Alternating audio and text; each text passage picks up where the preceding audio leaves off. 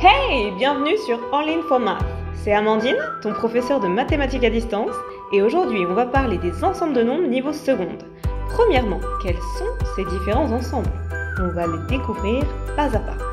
En deux, on va les représenter avec un joli diagramme de Venn, également appelé diagramme logique. Et enfin, on fera un petit quiz pour voir si vous avez bien compris. Pour cela, préparez un stylo et un papier. Are you ready? Let's do this!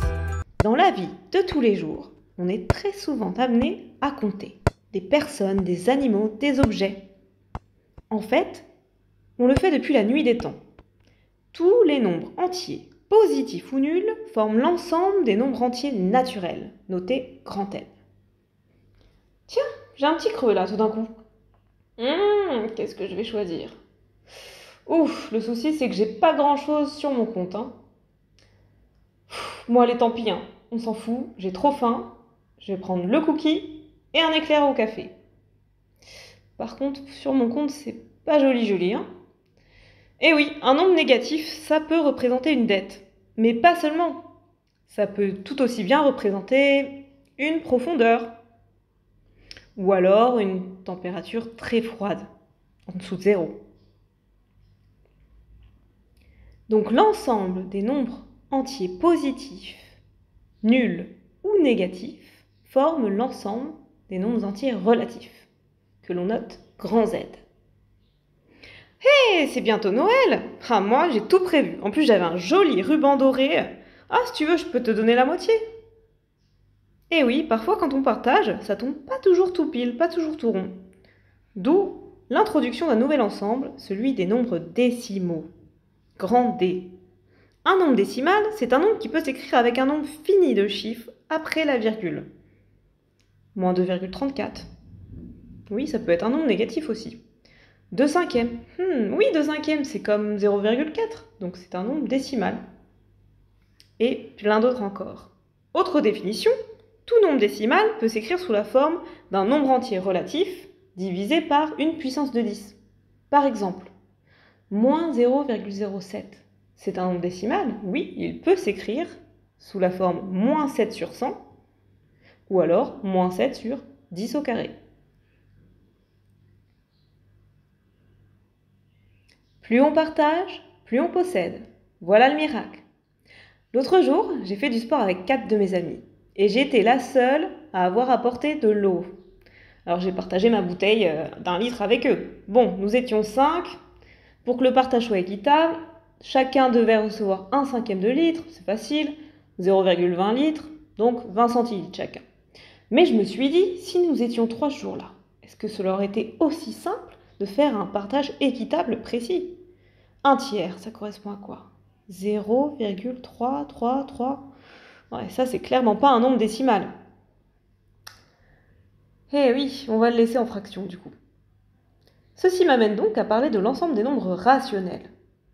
Ce sont tous ces nombres que l'on peut écrire sous la forme d'un quotient, d'où la lettre grand Q. Bien sûr, B, le dénominateur, doit être différent de 0. Si l'on observe attentivement l'écriture décimale de certains nombres rationnels non décimaux, on peut remarquer qu'il y a comme une suite logique de chiffres qui se répètent indéfiniment.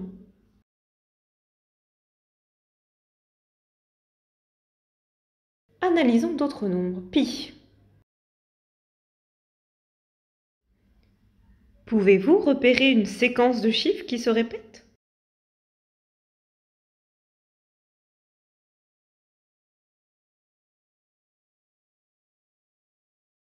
Analysons un autre nombre, racine de 2 par exemple.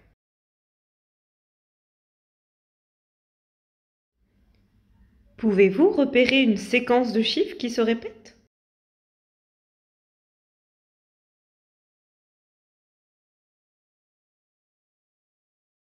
Il n'y a aucune logique dans l'écriture décimale de pi ou de racine de 2. On dit que ce sont des irrationnels. Récapitulons un petit peu. Tout d'abord, on a les nombres entiers, positifs ou nuls, qui forment l'ensemble des nombres entiers naturels, notés grand N. Si à ces nombres, on ajoute les nombres entiers négatifs, on a l'ensemble des nombres entiers relatifs, grand Z.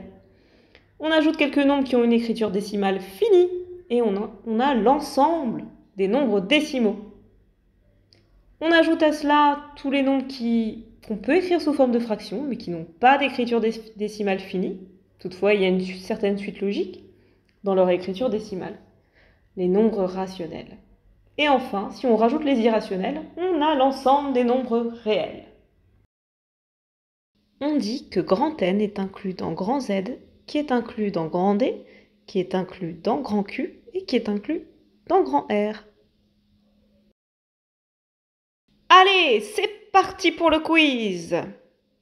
On dégaine son stylo. Pour la première question, à quels ensembles appartient le nombre -7/14e?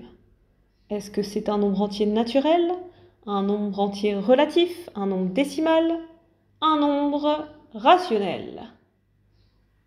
Une ou plusieurs bonnes réponses.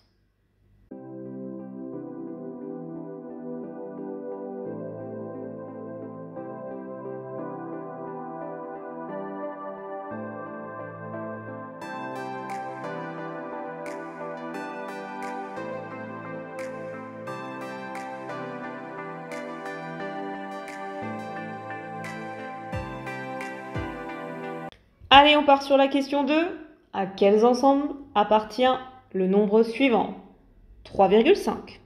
Est-ce que c'est un nombre entier naturel, un nombre entier relatif, un nombre décimal, un nombre rationnel?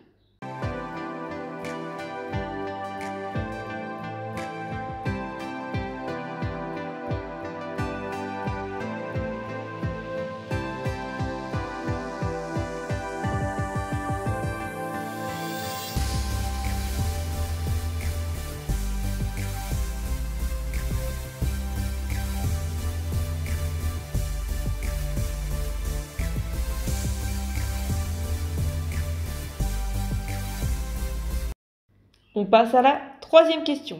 À quels ensembles appartient le nombre suivant? Racine de 1/9. Est-ce que ce nombre appartient à grand N, grand D, grand Q ou grand R? Bonne question.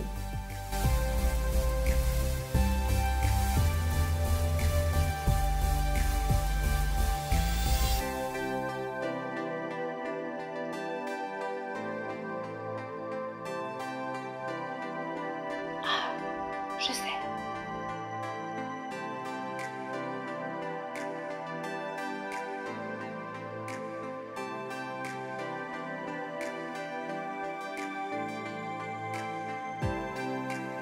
Fin du quiz. Je vous invite fortement à partager vos réponses dans la zone des commentaires. Et voilà, c'est tout pour moi. Et Minute Papillon, n'oublie pas de liker la vidéo, de la partager à tous tes amis. Et si tu as besoin d'une aide personnalisée, rendez-vous sur le site allinformat.fr afin de réserver ton cours particulier de mathématiques. À bientôt!